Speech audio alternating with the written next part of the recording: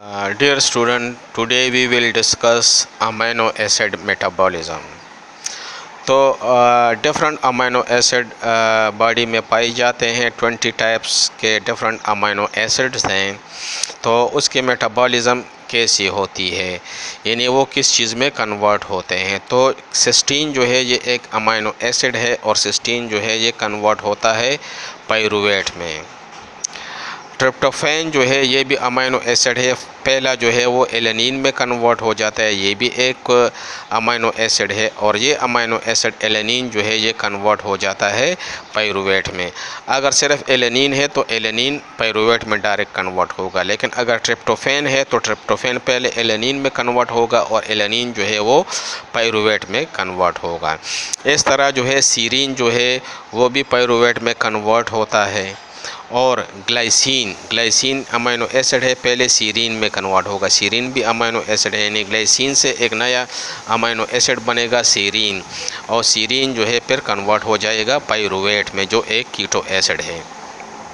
तो glycine amino acid है ये, इसके मेटाबॉलिज्म कैसी होगी कि पहले वो सीरीन में कन्वर्ट होगा और सीरीन जो है फिर पाइरूवेट में कन्वर्ट होगा। अगर सिर्फ सीरीन मौजूद है बॉडी में तो सीरीन जो है डायरेक्ट पाइरूवेट में कन्वर्ट होगा। जब पाइरूवेट बन जाता है तो ग्लाइकोलिसिस में आप लोगों को याद है कि पाइरूवेट बनता है।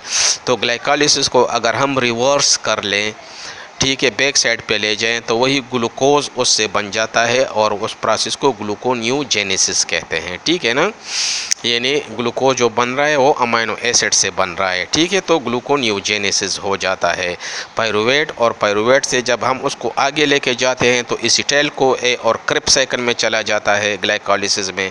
ठीक है, लेकिन अगर हम ग्लाइकोलिसिस को रिवर्स कर लें तो ग्लाइकोलिसिस जो है वो ग्लूकोज से शुरू होते हैं ना, ग्लूकोज 6 फास्फेट, ठीक है, फिर आगे फ्रुक्टोज 6 फास्फेट, और इस तरह फिर वो आगे पाइरूवेट में कन्वर्ट होता है। लेकिन अगर हम उसको रिवर्स ले जाएं तो उससे ग्लूकोज बनेगा और उस प्रोसेस को ग्लूकोन्यूजेनेसिस कहते हैं।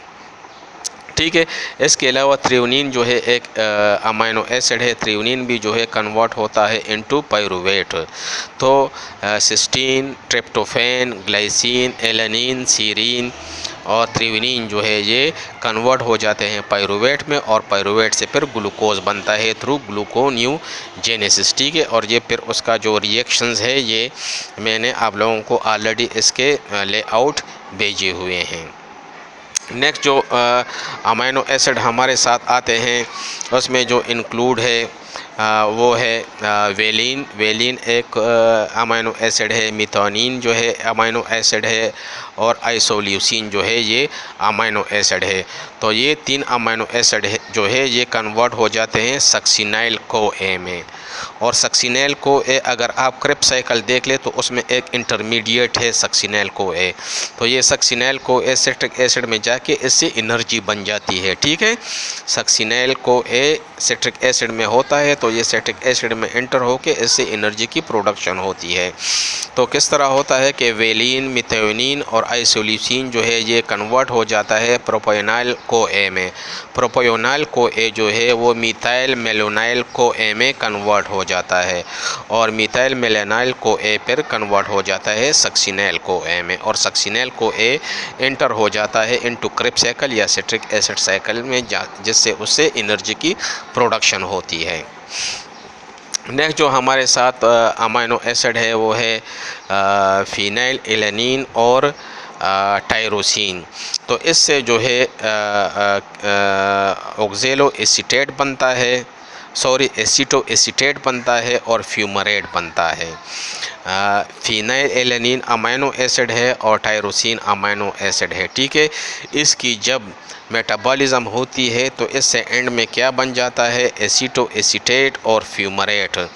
एसीटो एसीटेट से कीटोन बॉडीज़ बनते हैं, और कीटोन बॉडीज़ क्या है, कीटोजेनेसिस क्या है, ये मैंने ऑलरेडी आप लोगों के साथ डिस्कस किया हुआ है। ठीक है, और फ्यूमरेट से ग्लूकोज बनता है। फ्यूमरेट से किस तरह ग्लूकोज बनता है कि फ्यूमरेट जो है ये कन्वर्ट हो जाता है इनटू ऑक्जेलो एसीटेट, और एक्सोलो एसीटेट जो है वो पाइरूवेट में कन्वर्ट होता है, और पाइरूवेट से फिर ग्लूकोज बनता है। ठीक है, ग्लाइकोलिसिस, रिवर्स ऑफ ग्लाइकोलिसिस जब हम करेंगे fumarate, fumarate oxalo acetate, oxalo acetate pyruvate में, पाइरूवेट से फिर जो है ग्लूकोज बनता है थ्रू रिवर्स ग्लाइकोलिसिस प्रोसेस में ये। लेकिन यहाँ तक भी काफ़ी है कि फ्यूमरेट से फिर ग्लूकोज बनता है और एसीटो एसीटेट से कीटोन बॉडीज़ बनती है। तो प्रोसेस किस तरह होता है कि फिनाइल एलानिन जो है वो पहले टायरोसिन में कन्वर्ट होता है। ठीक है, अगर टायरोसिन है तो टायरोसिन जो है वो डायरेक्ट बॉडी में टायरोसिन अमीनो एसिड मौजूद है और इसकी मेटाबॉलिज्म हो रही है टायरोसिन की, तो टायरोसिन जो है वो डायरेक्ट कन्वर्ट होगा इनटू